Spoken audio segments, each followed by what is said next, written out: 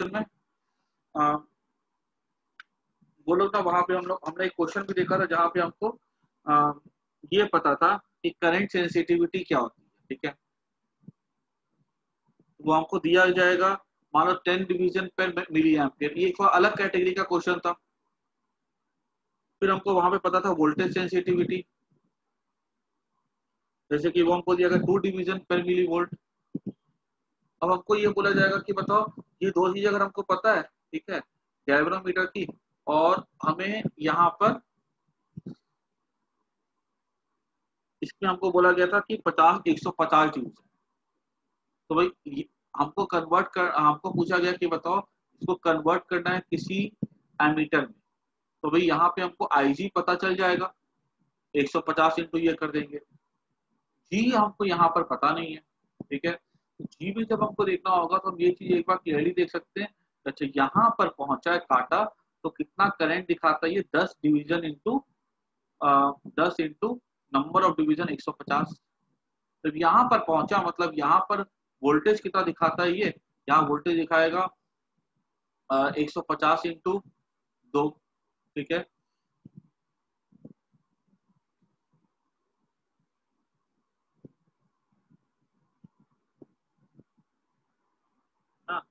हाँ, 150 ही बोल सकते हम लोग, 1 मिली एम्पियर है, इसको हम उल्टा देख लेते हैं ना, 10 डिवीजन मतलब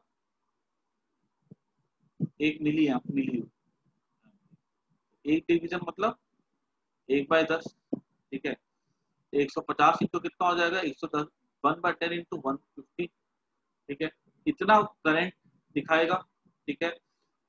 और सेम वे से यहाँ से वोल्टेज के निकाल सकते हैं, उतना वोल्टेज दिखाएगा। तो हम क्या करते हैं, वोल्टेज बाय करंट हम निकालेंगे, तो हमको उससे क्या मिल जाएगा, उससे हमको मिल जाएगा जी की वैल्यू, ठीक है। तो ये थोड़ा टिपिकल क्वेश्चन अपने आप में बन जाता है, जहाँ पे हमको आई जी भी पता नहीं था और जी भी पता नहीं था। जी निकालने के लिए बोला जाएगा तो हम जी आसानी से निकाल सकते हैं, ओम्स लॉ, हमको अगर यहाँ पे वोल्टेज सेंसिटिविटी और करंट सेंसिटिविटी पता है तो हम वहां से निकाल सकते हैं। तो ये इस तरह के सवाल हमारे सामने आएंगे जो कि हमको करने आने चाहिए, ठीक है। तो अब हम थोड़ा सा आगे बढ़ते हैं और हमारा आज का नया टॉपिक लेते हैं हम लोग, magnetic field and earth magnetism. देखो ये जो चैप्टर है ना, ये चैप्टर हमारे बोर्ड से हट चुका हुआ है, एंड अर्थ मैग्नेटिज्म। तुम लोग को ना मैं जैसे अभी मुझे तुम लोग का जो मुझे सिलेबस मुझे मिला था, शायद आशीष ने मिला था सिलेबस, उसमें बोला गया कि स्कूल में ये चैप्टर आ रहा है, तो मैं ना तुम लोग को ये चैप्टर करवा देता हूँ। बाकी तुम लोग को ये चैप्टर जितना मैं कराता हूँ उतना काफी है, और ये चैप्टर को उतना इंपॉर्टेंस नहीं देना है जितना इंपॉर्टेंस तो बाकी चैप्टर को दे रहे हैं। मतलब जो हमने पढ़ा है magnetic effects of current, galvanometer, voltmeter, ammeter, उसकी प्रैक्टिस बहुत ज्यादा करनी है, उसके सामने तुमको चैप्टर को उतना इंपॉर्टेंस नहीं देना। बोर्ड एग्जाम के लिए भी मैं भी ये चैप्टर करवा देता हूँ, अगर बोर्ड एग्जाम में भी इससे अगर आते हैं क्वेश्चन तो वो ऑब्जेक्टिव नहीं आएंगे, जितना मैं पढ़ाऊंगा उतना उसके लिए काफी है, ठीक है। मैं पूरा पढ़ाऊंगा तुमको, लेकिन उसको उतना ही इंपॉर्टेंस देना है जितना ये हमारे उतना नहीं है, उतना इंपॉर्टेंस नहीं देना जितना हमको बाकी चैप्टर्स को इंपॉर्टेंस देना है, ठीक है। उसके बाद देखो सबसे पहली चीज देखो इसमें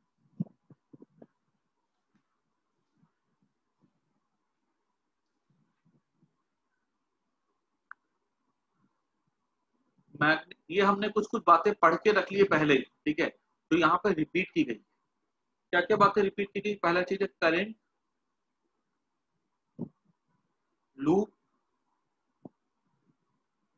एज मैग्नेटिक डाइपोल, ठीक है। तो ये पहला टॉपिक जो डिस्कस किया गया है ये हमने पहले पढ़ के रखा है कि जो करंट कैरिंग लूप होती है ना, that behaves like a magnetic dipole, ठीक है। और मैंने तुम लोग को पता शुरुआत में पढ़ाया था कि ये ऐसा बिहेव करेगा, मान लो कि ये मैग्नेट की तरह, ठीक है। और यहाँ से अगर हम देखें ना सामने से, तो ये करंट हमको कैसा दिखता है, ये करंट हमें दिखेगा जाते हुए एंटी क्लॉक। अगर एंटी क्लॉकवाइज देखिएगा, सामने में कौन सा पुल हो जाएगा, नॉर्थ, इधर कौन सा पुल हो जाएगा, साउथ। ठीक है, और याद करो इसका हम लोगों ने निकाला था मैग्नेटिक मोमेंट था इसका मैग्नेटिक मोमेंट था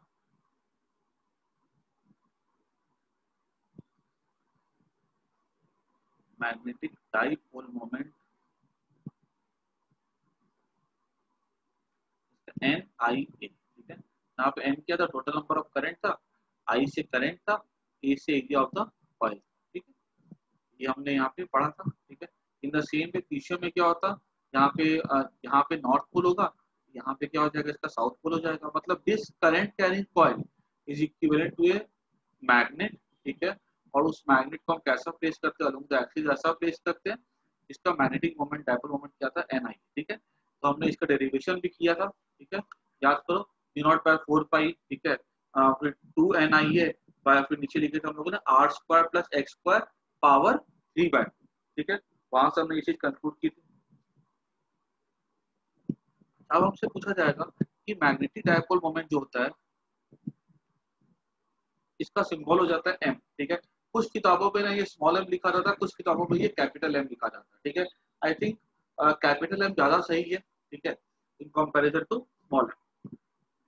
अब पूछा जाएगा कि मैग्नेटिक डायपोल मोमेंट कैसी क्वांटिटी होती है, तो देखो ये एन नंबर ऑफ टर्न है, आई फॉर करंट है, और ये ए फॉर एरिया वेक्टर है। ठीक है, तो m vector is a magnetic dipole moment is a vector quantity. ठीक है, मैग्नेटिक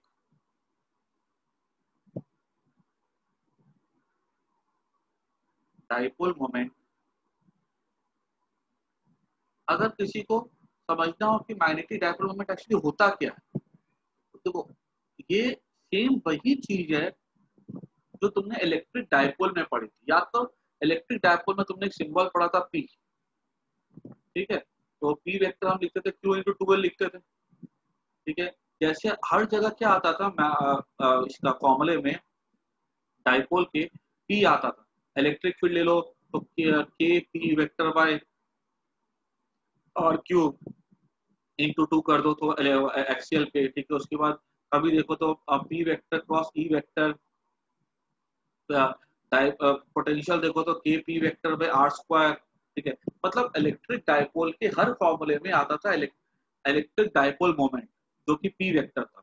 और वो डायपोल मोमेंट हम हमेशा साथ में रहता था, क्यू और 12 हमेशा साथ में रहता था, which shows the effectiveness of the electric dipole। जिसका इलेक्ट्रिक डायपोल स्ट्रांग होगा, वो ज्यादा स्ट्रांग वो होगा, ज्यादा स्ट्रॉन्ग इलेक्ट्रिक फील्ड क्रिएट करेगा, उसके ऊपर ज्यादा टॉर्क लगेगा, वो ज्यादा इलेक्ट्रिक पोटेंशियल क्रिएट करेगा। In the same way magnet के बारे में अगर हम बात करें ना, तो उसके मैग्नेटिक डायपोल मोमेंट होता है, और जिसका मैग्नेटिक डायपोल मोमेंट ज्यादा होता है, वो मैग्नेट वो ज्यादा स्ट्रॉन्ग मैग्नेटिक फील्ड क्रिएट करेगा। अगर हम उसको किसी दूसरे मैग्नेटिक फील्ड पर रखेंगे तो उसके ऊपर ज्यादा टॉर्क क्रिएट होगा, उसकी एनर्जी भी ज्यादा होगी। तो ये होता है मैग्नेटिक डायपोल मोमेंट। ठीक है, it shows effectiveness of a magnet.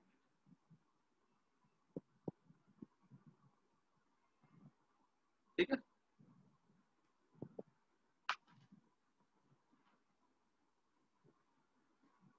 उसके बाद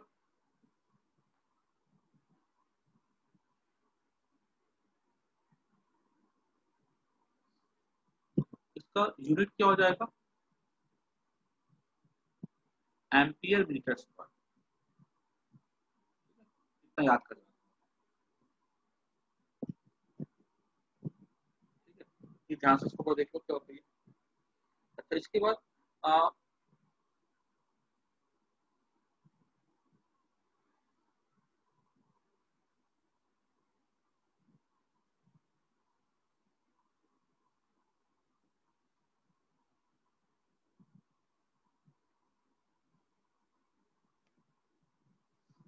क्लियर होगा सबको।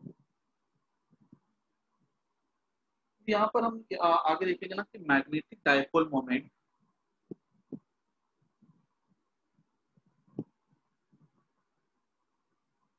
Moment of revolving electron.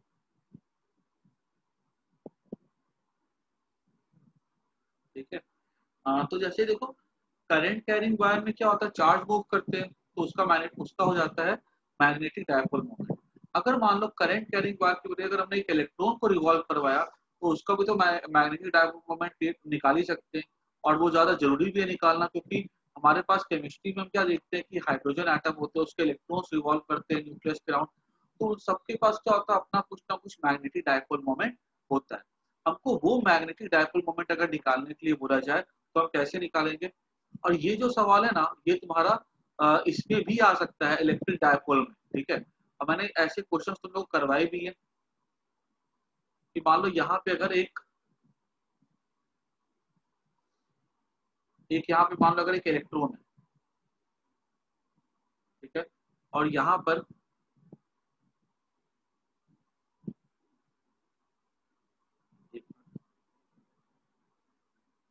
हाँ, यहाँ मान लो एक इलेक्ट्रॉन है और ये ऐसे करके घूम रहा है, ठीक है। तो पूछा जाएगा इसमें कि बताओ ये जो रिवॉल्विंग इलेक्ट्रॉन की वजह से, ठीक है, चार्ज मूव कर रहा है, चार्ज मूव करेगा तो ऑब्वियस ही बात है यहाँ पे मैग्नेटिक फील्ड क्रिएट होगा। वो मैग्नेटिक फील्ड हमसे पूछा जाएगा, ये जो इलेक्ट्रॉन घूमेगा बताओ इससे जो मैग्नेट जो क्रिएट होगा उसका मैग्नेटिक डायपोल मोमेंट क्या होगा।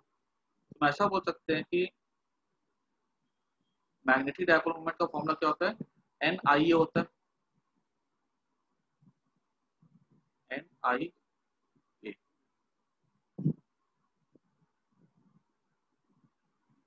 तो यहाँ पे एक इलेक्ट्रॉन घूम रहा है ना, तो हम यहाँ पे आई एन को क्या लेंगे, 1 लेंगे। आई मतलब क्या हो जाएगा, करंट। ए मतलब क्या हो जाएगा, एरिया। यहाँ मान लो इसका रेडियस आर है,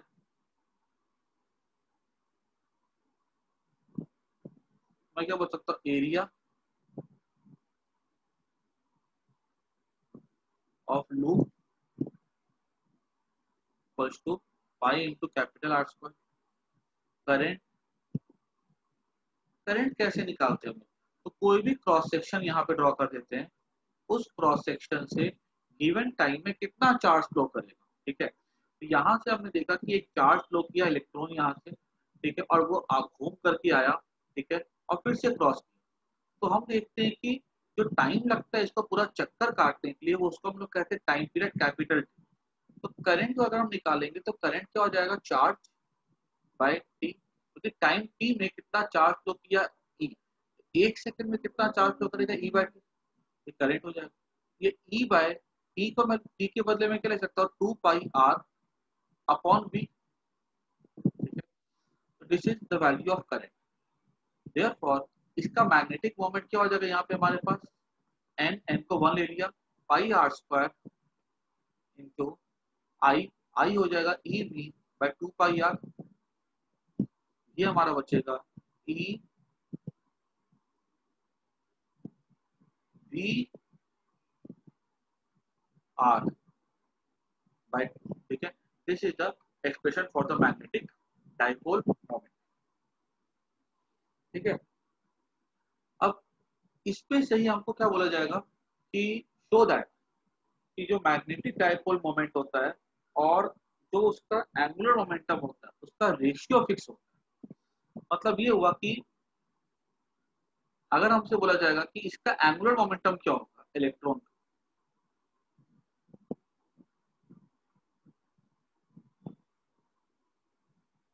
ये हो जाएगा m b r, m b r, ठीक है। Mass into velocity into distance, वो क्या हो जाता है, एंगुलर मोमेंटम हो जाता है ना, ठीक है। और एंगुलर मोमेंटम का सिंबल क्या हो जाता है, एल हो जाता है। Therefore l by m, l by m हो जाएगा एम ई बी आर, ठीक है, bye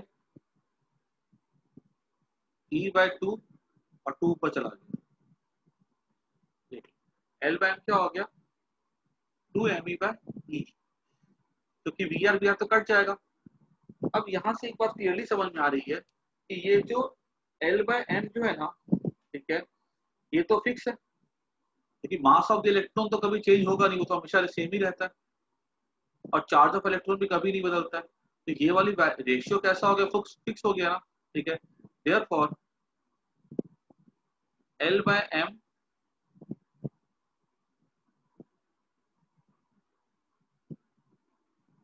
therefore M equals to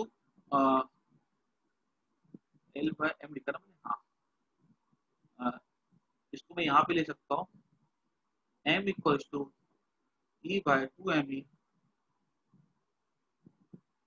into L, ठीक है। तो ये मैग्नेटिक मोमेंट क्या हो गया, देख सकते हो यहाँ पे क्लियरली ये वाला पार्ट कांस्टेंट है, ठीक है, और यहाँ पे ये इसका ये हो जाता है क्या कहते हैं angular momentum. Charge of electron कैसा था, नेगेटिव होता है ना, ठीक है। तो अगर मान लो मैंने यहाँ पे अगर एम वेक्टर इक्वल्स टू यहाँ पे ऐसा पुट कर दूंगा मैं, चार्ज ऑफ इलेक्ट्रॉन अगर नेगेटिव है यहाँ पे माइनस साइन लगा दो, कोई दिक्कत नहीं है, ठीक है। मास मास के पास तो कोई होगा नहीं, ठीक है, और यहाँ पे माइनस साइन लगा दिए, ठीक है। यहाँ पे क्लियरली देख सकते हो कि एम वेक्टर जो है वो प्रोपोर्शनल टू एल वेक्टर है। अगर मान लो, कहने का मतलब ये है कि अगर किसी इलेक्ट्रॉन को घुमाया जा रहा है, घूम रहा है न्यूक्लियस के राउंड, अगर उसकी स्पीड बढ़ जाएगी तो उसका एंगुलर मोमेंटम भी बढ़ जाएगा। अगर उसका एंगुलर मोमेंटम बढ़ेगा तो उसका मैग्नेटिक मोमेंट भी बढ़ेगा, ठीक है। जितना फास्ट इलेक्ट्रॉन घूमेगा उसका मैग्नेटिक मोमेंट उतना ज्यादा स्ट्रांग होगा, मतलब वो वाला एटम आप उतना स्ट्रांग मैग्नेट की, वो वाला इलेक्ट्रॉन जो है ना उतना स्ट्रांग मैग्नेट की तरह बिहेव करेगा, है ना, दिख रहा है यहाँ पे। more the linear angular momentum, more will be the magnetic moment, ठीक है। और E by 2m क्या दिखाता है कि वो कांस्टेंट दिखाता है कि कैसे दोनों का रिलेशन होता है, और माइनस साइन क्या दिखाता है कि जो एंगुलर मोमेंटम होता है ना, ठीक है, उसकी ऑपोजिट डायरेक्शन में क्या होता है, मैग्नेटिक मोमेंट, ठीक है। It implies m vector is proportional to L vector and its direction is opposite to, ठीक है, L vector। समझना की बात, अगर हमारा मान लो हमारा इलेक्ट्रॉन अगर घूम रहा है ऐसे, कहने का मतलब है, ठीक है, इलेक्ट्रॉन हमारा ऐसे घूम रहा है, तो पूछा जाएगा कि इसका एंगुलर मोमेंटम किधर होगा, इसका एंगुलर मोमेंटम हो जाएगा तुम एंगुलर मोमेंटम की अगर बात करेंगे तो उसका एंगुलर मोमेंटम हो जाएगा ऊपर की तरफ, ठीक है, एल वेक्टर। और एंगुलर मोमेंटम किधर होगा इसका, नीचे की तरफ, ऑपोजिट होगा, ठीक है। स्पीड बढ़ाओगे इसका एंगुलर मोमेंटम बढ़ेगा, लेकिन इसका इसका मैग्नेटिक मोमेंट भी बढ़ेगा, लेकिन डायरेक्ट, ये कैसे होते हैं, they are oppositely direct. Clear होगी बात सबको।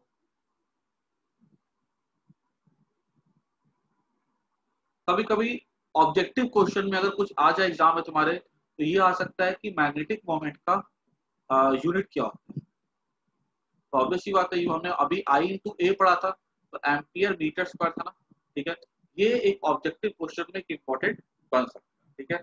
और डायरेक्शन अपोजिट होगा, सिमिलर होगा, ठीक है, आ सकता है। क्या कांस्टेंट वहां पर रिलेट करता है, ई बाय 2m होता है। ये सब छोटे छोटे क्वेश्चन है जो तुमको अच्छे से तैयार कर जाए, ठीक है।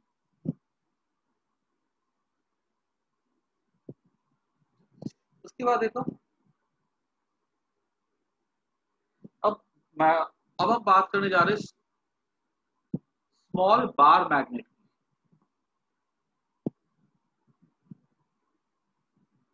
ठीक है। स्मॉल बार मैग्नेट की क्या क्या प्रॉपर्टीज होती हैं, तो उसके पास क्या होते हैं, दो पोल होते हैं, नॉर्थ पोल और साउथ पोल, ठीक है। ये जो पोल्स होते हैं ना, इनकी अपनी कुछ स्ट्रेंथ होती है, जिसको हम लोग कहते हैं पोल स्ट्रेंथ कहते हैं, ठीक है। मान लो इसकी पोल स्ट्रेंथ जो एम है, इसकी पोल स्ट्रेंथ भी एम है, ठीक है।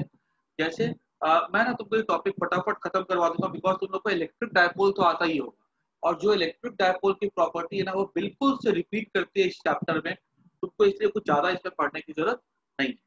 तो जैसे हमारा इलेक्ट्रिक डायपोल में हमारा एक था पॉजिटिव चार्ज और एक था हमारा negative charge, in the same way bar magnet में हमारे पास होते हैं नॉर्थ पोल जो कि पॉजिटिव चार्ज की तरफ बिहेव करता है, और एक होता है साउथ पोल जो कि नेगेटिव चार्ज की तरफ बिहेव करता है, ठीक है। यहाँ से मैग्नेटिक फील्ड लाइन निकलती है ऐसे ऐसे जाती है। तो पॉजिटिव चार्ज से भी क्या था, इलेक्ट्रिक फील्ड लाइन निकलती थी और नेगेटिव चार्ज की तरफ जाती थी, याद करो ऐसा था ना, इस तरह से। उसके बाद अंदर में क्या होता था, बार मैग्नेट के ये इलेक्ट्रिक फील्ड ऐसे जाता था, ठीक है। इन द सेम वे यहाँ से भी ऐसी जाती थी।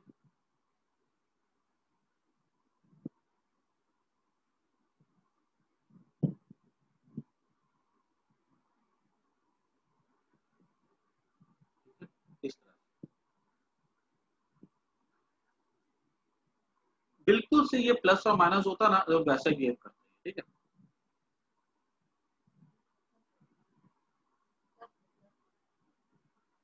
अब यहाँ पे हम क्या देखेंगे आगे कि इसके पास भी अपना जैसे कि यहाँ पे इसके पास भी क्या था, मैग्नेटिक फील्ड होता है, जैसे वहां पे इलेक्ट्रिक फील्ड था, ठीक है। और अगर हमको यहाँ मैग्नेटिक फील्ड निकालना हो पॉइंट पी पे, तो हम कहते हैं कि पी एक्सियल पोजीशन है, ठीक है। अगर हम यहाँ पे निकालने के लिए बोला जाएगा तो हम यहाँ बोलेंगे ये इक्वेटोरियल पोजीशन है। तो मैग्नेटिक फील्ड एट पॉइंट 1, ठीक है। इसके लिए फॉर्मूला क्या हो जाएगा, mu not by 4 pi 2 m r 2 m r, distance मान लो पकड़े यहाँ से लेके यहाँ तक की r by r square minus l square का स्क्वायर, ठीक है। ये हमारा हो जाएगा मैग्नेटिक फील्ड, ठीक है, इतना टेस्ला। याद करो उस पे था 1/4 pi epsilon not 2 p r by r square minus l square का 2।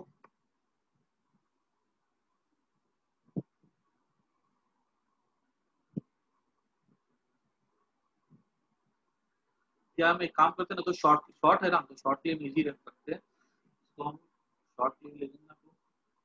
उसके लिए याद करो शॉर्ट के लिए क्या था, 1/4 pi epsilon not 2 p by r, ठीक है। और ये था एक्सियल के लिए, और इक्वेटोरियल के लिए था 1/4 pi epsilon not p by r, ठीक है। ये था इक्वेटोरियल के लिए। यहाँ पर भी सेम रेशियो होगा, अगर एक्सियल की बात करेंगे तो मैग्नेटिक फील्ड हो जाएगा U0/4 pi 2m by are cube. और अगर हम बात करेंगे इक्वेटोरियल के लिए तो U0/4 पाई m बाय आर, ठीक है। बिल्कुल यही वाले फॉर्मूले को वहां पे रिपीट कर देना। यहाँ पे P था Q इंटू 2L, ठीक है। यहाँ पे m हो जाएगा, सर आपने जो सेकंड पे लिखा है इक्विलिब्रियम वाला, क्या बोले, इक्विटोरियल पे आर स्क्वायर आएगा कि आर क्यूब आएगा? आर क्यूब आता है, आर क्यूब, दोनों में आर क्यूब आएगा, यस सर। ठीक है ना, दोनों में आर क्यूब आएगा। अच्छा ये हमारा हो जाएगा m मैग्नेटिक डायपोल, जैसे यहाँ पे था इलेक्ट्रिक डायपोल मोमेंट, वैसे यहाँ पे क्या होता है, मैग्नेटिक डायपोल मोमेंट होता है। और इसका क्या लिख सकते हैं हम लोग, m को हम क्या लिख सकते हैं, अगर यहाँ पे जैसे हमारा था p क्या था, q इंटू 2l था, यहाँ पे मिल सकते हैं m इंटू 2l, ठीक है। यहाँ पे m क्या होता है, पोल स्ट्रेंथ होता है, ठीक है। अब कुछ किताबों में अगर देखोगे ना, ये शायद से एनसीईआरटी में यही फॉलो करते हैं सिंबल, वो लोग स्टैंडर्ड है ये। कुछ किताबों में देखोगे ना कि वो मैग्नेटिक डायपोल मोमेंट को ना स्मॉल m लिखते हैं, और जो पोल स्ट्रेंथ होता है ना उसको लिखेंगे QM इंटू 2l, ठीक है। तो उसके लिए वरी नहीं करना सिंबल को लेकर के, ठीक है। तुम capital M small m use कर लो या स्मॉल m QM यूज कर लो, दोनों चलेगा। आई थिंक ये ज्यादा स्टैंडर्ड है, ठीक है। तो ये सब भी आगे सबको क्लियर, समझ में कोई दिक्कत नहीं है। उसके बाद तो ये जो फॉर्मूलाज है ना, तुम लोगों ने जो पढ़ के रखा है ना, बिल्कुल वैसे ही यहाँ पे वो डिराइव होगा, ठीक है। इसमें कोई हेरफेर नहीं है, ठीक है, कोई। और आपको इसका डेरिवेशन को ज्यादा कुछ करने की जरूरत भी नहीं है, ठीक है। सब खाली फॉर्मूले याद कर जाना है, इसके सीक्वेंस को याद करना। उसके बाद याद करो जैसे इलेक्ट्रिक टॉर्क था और इलेक्ट्रिक डाइपोल, उसका टॉर्क का एक्सप्रेशन था Q इंटू 2L, ठीक है।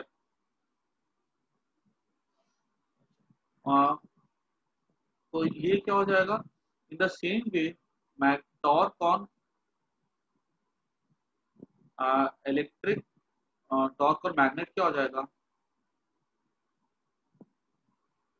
Q जैसे यहाँ पे था, ठीक है, इंटू 12 होता है, तो वहां पे हम यूज कर सकते थे, यहाँ पे P लिखते थे ना, P क्रॉस, वहां पे P के बदले क्या आएगा, M आ जाएगा, और E के बदले क्या आ जाएगा, D आ जाएगा, ठीक है। ये था इलेक्ट्रिक टॉर्क, ये हो जाएगा मैग्नेटिक टॉर्क, ठीक है, सेम सिंबल है, ठीक है। यहाँ पे अगर लिखते हैं एम बी साइन थीटा, यहाँ पे था बी साइन थीटा, ठीक है, बाकी सब कुछ सेम है यहाँ पे।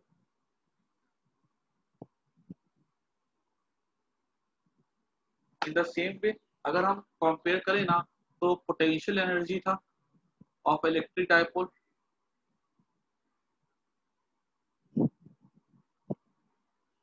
Potential energy of electric dipole था tau E equals to P dot E minus के साथ, और यहाँ पे क्या हो जाएगा, माइनस M डॉट E, ठीक है। ये था इन इलेक्ट्रिक फील्ड, ये हो जाएगा torque on magnet in magnetic field, ठीक है। सेम चीज यहाँ पे आकर के वो रिपीट कर जाएंगे।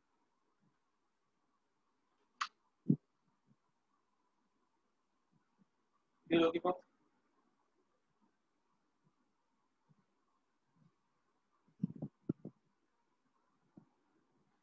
तो उसके बाद अच्छा एक चीज मैं तुम लोग को और बोल रहा हूँ कि ना मैं ना ग्रुप में मैसेज डालूंगा, ठीक है, तब ना तुम लोग एक ऐप डाउनलोड कर लेना अपने प्ले स्टोर से, ठीक है।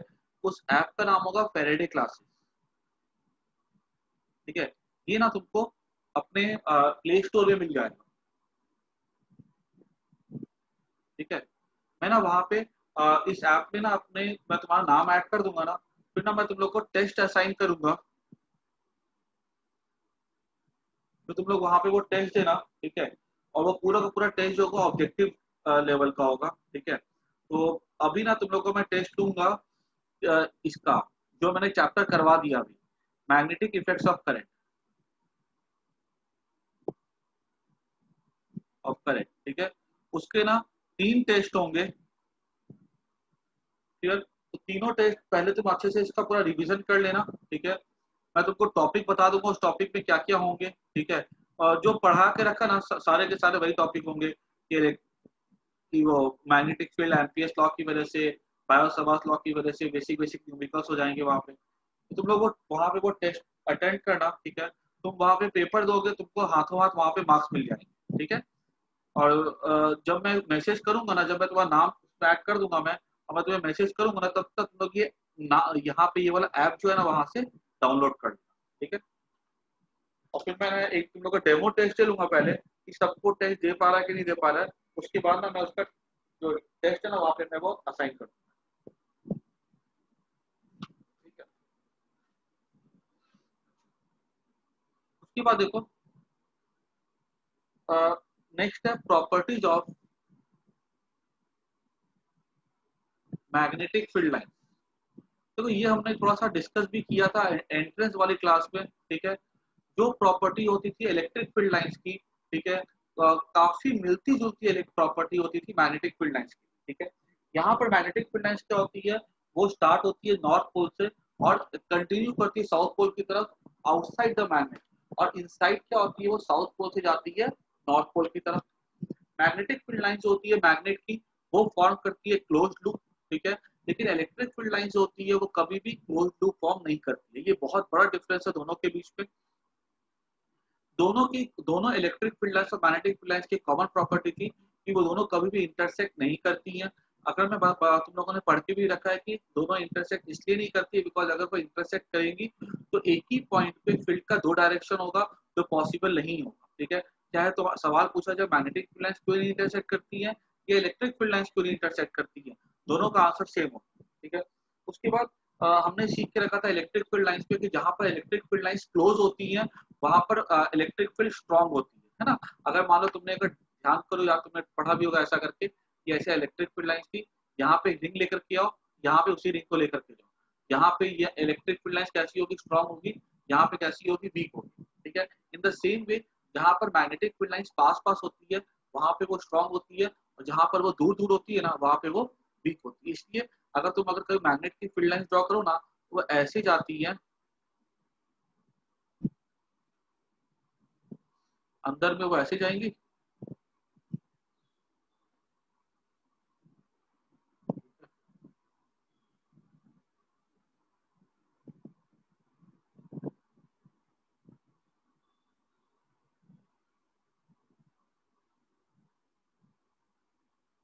यहां से तुम अगर देखो ना,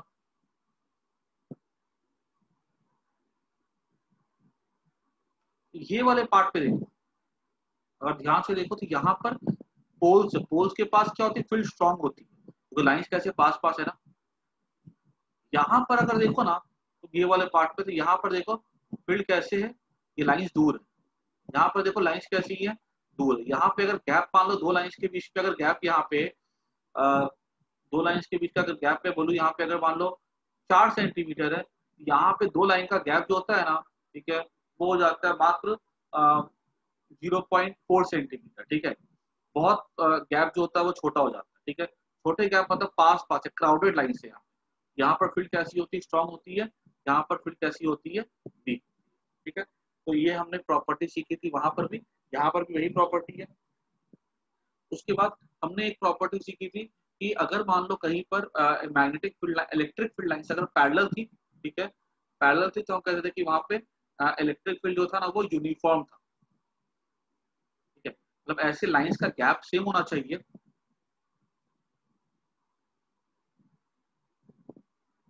ठीक है। ये गैप अगर 1 सेंटीमीटर है, ये भी गैप अगर 1 सेंटीमीटर, ये भी गैप 1 सेंटीमीटर, ये दिखाया नहीं मैंने बराबर से, लेकिन अगर बराबर गैप पे है और पैरेलल है, तो हम कहते थे कि वो था यूनिफॉर्म इलेक्ट्रिक फील्ड की पहचान थी, ठीक है। इन द सेम वे अगर मैग्नेटिक फील्ड लाइंस अगर है और अगर वो पैरेलल है और उनके बीच में अगर इक्वल गैप है, तो हम कहते हैं कि वो uniform magnetic field lines. Uniform magnetic field lines हमको कहाँ पर देखने के लिए मिलती है, तो ये सबने पढ़ के रखा है कि अर्थ के पास भी अपना मैग्नेटिक फील्ड है, जिसके बारे में हम लोग पूरा का पूरा डिटेल में पढ़ेंगे, ठीक है। डेक्लिनेशन, टिप और ये सब, हालांकि ये हटा अभी ये मैग्नेटिक अर्थ का मैग्नेटिक फील्ड हमारे सिलेबस से भी हटा दिया गया, ठीक है। फिर भी मैं तुमको 20 15 20 मिनट पढ़ा दूंगा मैं, और जितना पढ़ाऊंगा वो काफी रहेगा, ठीक है। इसको मैं नेक्स्ट क्लास में कर लूंगा, ठीक है। और मैं देखता हूँ बीच में ना, तुम लोग का एक बार टाइम टेबल देख के ना, मैं एक क्लास तुम लोग की, आज ना मेरी 40 मिनट की क्लास छूटी थी, ठीक है, तो उसके लिए ना मैं एडजस्ट करूंगा एक टाइम में एक और, ठीक है, तो वहां भी पढ़ा दूंगा मैं। तो अर्थ का मैग्नेटिक फील्ड अगर देखा जाए ना, तो वो यूनिफॉर्म होता है, ठीक है।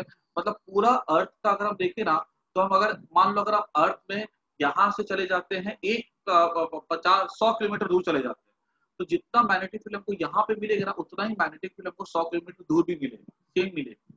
तो अर्थ का मैग्नेटिक फील्ड कैसा होता है, यूनिफॉर्म होता है। तो अर्थ के मैग्नेटिक फील्ड को हम कैसे रिप्रेजेंट करते हैं, कुछ इस तरह से करते हैं,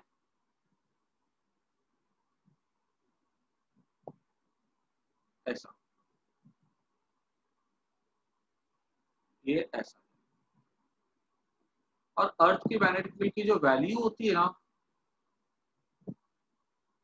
this is the representation of earth magnetic, and the value is given by 10⁻⁵ Tesla, ठीक है। ये अर्थ के मैग्नेटिक फील्ड की वैल्यू।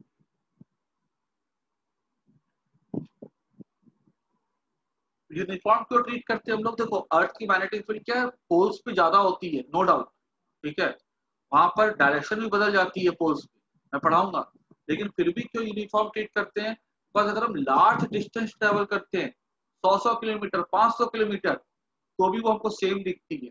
और नॉर्थ पोल साउथ पोल तो बहुत दूर हो गए, ठीक है। तो अगर हमने एक 100 50 200 किलोमीटर भी देखा ना, तो वो फील्ड बदलती नहीं है, इसलिए हम बोलते हैं कि वो यूनिफॉर्म, ठीक है।